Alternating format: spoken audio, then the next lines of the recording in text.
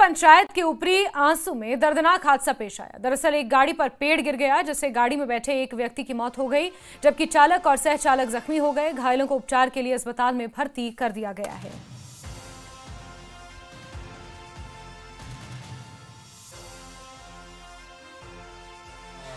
जब मेरे को पता चला इनके ही ताई के लड़के ने मेरे को फ़ोन किया भी ऐसे ऐसी ऊपर घटना घटी है, मैं तब उस वक्त मैं दमेल था। मैं दमेल से निकला, मैंने उनको इनके घर भी चाहे तातों के लड़के इनके कोटरीवाल में रहते हैं मेरे साथ में ही, मैंने उनको भी लिया साथ में। हम निकल आए इधर, हम इधर पहुँचे तो हमने देखा इधर मतलब गाँव के बंदे इकट्ठे हो गए थे। हम सारे लगे, वो जो टीम आई थी इन्होंने हमारी बहुत हेल्प की, SDF। हाँ, तो हम खुद लगे, ये देखो हमने पूरा ये सारे हम लगे थे पूरा, जैसे भी मतलब कि बड़ी मुश्किल से उनको हमने निकाला है, लेकिन अभी तक हम वेट कर रहे हैं एम्बुलेंस का। PCR से हमें कॉल आई थी हमारे कंपोनेंट में 9:15 बजे के करीब कि अपर अंसू में जो कोटली पंचायत के अंतर्गत आता है, वहाँ पे एक ओमिनी वैन जो थी उसके पर चीड़ का पेड़ जो था वो गिर गया था।